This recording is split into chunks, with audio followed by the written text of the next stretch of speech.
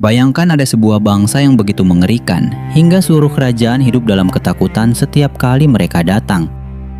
Mereka menghancurkan kota, merampas hasil panen, membunuh tanpa belas kasihan. Tidak ada benteng yang mampu menghentikan mereka, tidak ada pasukan yang sanggup melawan mereka. Dalam berbagai tradisi agama, mereka dikenal sebagai Ya'juj dan Ma'juj atau Gog dan Magog.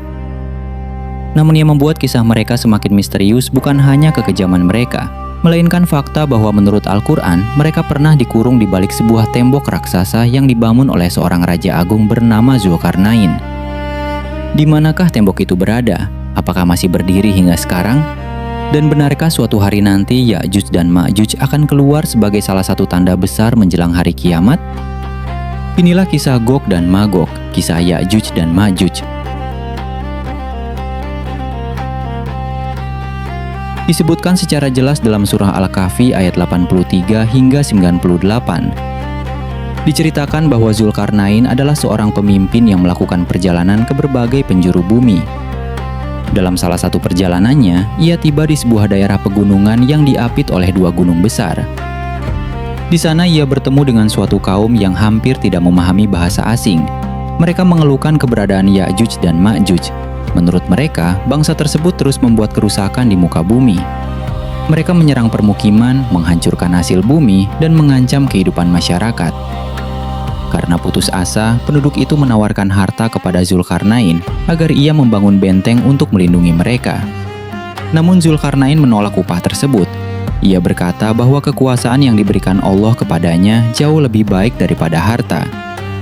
Sebagai gantinya, ia meminta bantuan tenaga dari masyarakat untuk membangun sebuah penghalang yang sangat kuat. Zulkarnain kemudian memerintahkan agar potongan-potongan besi dikumpulkan hingga memenuhi celah di antara dua gunung. Setelah susunan besi itu selesai, ia memerintahkan agar besi tersebut dipanaskan dengan api. Kemudian tembaga cair dituangkan ke atasnya. Hasilnya adalah sebuah dinding raksasa yang sangat kokoh. Al-Quran menjelaskan bahwa Ya'juj dan Ma'juj tidak mampu memanjat maupun melubangi tembok tersebut. Zulkarnain kemudian berkata bahwa tembok itu adalah rahmat dari Allah. Namun ia juga mengingatkan bahwa ketika janji Allah tiba, tembok itu akan hancur dan Ya'juj serta Ma'juj akan keluar kembali. Dalam hadis-hadis Islam, Ya'juj dan Ma'juj disebut sebagai salah satu tanda besar menjelang hari kiamat. Dikisahkan bahwa mereka akan keluar dalam jumlah yang sangat banyak. Mereka memenuhi berbagai wilayah di bumi. Mereka meminum air dan menyebabkan kerusakan besar. Dalam riwayat lain disebutkan bahwa Nabi Isa atau Yesus akan memimpin orang-orang beriman berlindung di sebuah gunung karena mereka tidak mampu menghadapi Ya'juj dan Ma'juj secara langsung. Kemudian Allah sendiri yang akan membinasakan mereka dengan cara yang tidak dapat dilakukan oleh manusia. Bagi umat Islam, kisah ini termasuk bagian dari peristiwa akhir zaman yang diyakini akan terjadi sesuai kehendak Allah. Lalu muncul pertanyaan yang paling sering diperdebatkan, di manakah lokasi tembok Zulkarnain? Hingga hari ini, tidak ada jawaban yang dapat dipastikan secara historis maupun arkeologis. Al-Quran tidak menyebutkan nama lokasi tersebut, karena itulah berbagai teori bermunculan selama berabad-abad. Salah satu teori paling terkenal menyebut celah Darial di pegunungan Kaukasus yang berada di perbatasan Georgia dan Rusia. Daerah ini merupakan jalur sempit di antara pegunungan yang sejak zaman kuno memang memiliki benteng pertahanan. Karena bentuk geografisnya mirip dengan gambaran di antara dua gunung, sebagian peneliti menganggap kawasan ini mungkin menginspirasi kisah tersebut. Namun tidak ada bukti yang menghubungkannya secara pasti dengan tembok Zulkarnain. Teori lain menunjuk gerbang Kaspia atau tembok Derbent di wilayah Dagestan, Rusia. Benteng batu ini dibangun untuk menghalangi serangan dari suku-suku nomaden di utara. Karena merupakan benteng besar yang berada di antara Laut Kaspia dan pegunungan Kaukasus, beberapa penulis abad pertengahan mengaitkannya dengan kisah Ya'juj dan Ma'juj. Namun struktur tersebut dibangun pada masa Kekaisaran Sasania, jauh setelah masa yang secara tradisional dikaitkan dengan Zulkarnain. Ada pula yang mengaitkan kisah ini dengan tembok besar Gorgan di Iran Utara. Benteng sepanjang hampir 200 km ini dibangun untuk menghadapi serangan dari utara. Sebagian peneliti melihat kemiripan fungsinya sebagai penghalang terhadap bangsa-bangsa penyerang.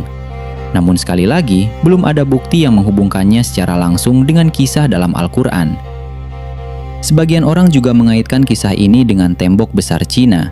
Teori ini populer karena ukurannya yang sangat besar. Namun sebagian besar sejarawan menilai kemungkinan ini sangat kecil.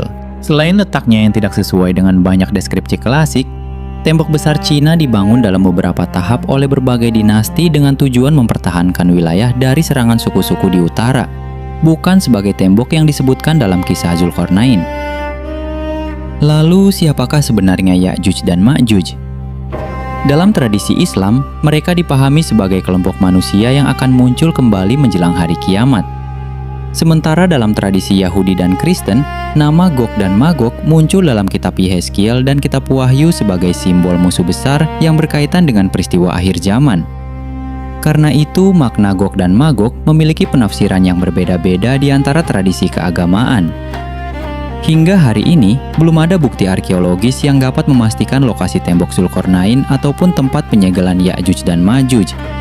Sebagian ulama berpendapat bahwa keberadaan tembok tersebut adalah bagian dari perkara gaib yang tidak dapat dipastikan hanya melalui penelitian sejarah. Yang jelas, Al-Quran menegaskan bahwa ketika waktu yang telah ditentukan Allah tiba, penghalang itu akan runtuh, dan Ya'juj serta Ma'juj akan keluar sebagai salah satu tanda besar menjelang hari kiamat. Selama lebih dari 1000 tahun, kisah ini terus menjadi salah satu misteri terbesar dalam tradisi Islam dan sejarah dunia. Apakah tembok itu masih berdiri di suatu tempat yang belum ditemukan? Ataukah keberadaannya memang berada di luar jangkauan pengetahuan manusia saat ini? Hingga kini belum ada jawaban yang dapat dipastikan. Menurut kalian, di manakah lokasi tembok Zulkarnain yang sebenarnya? Tuliskan pendapat kalian di kolom komentar, dan jangan lupa subscribe untuk kisah sejarah, arkeologi, dan misteri dunia lainnya.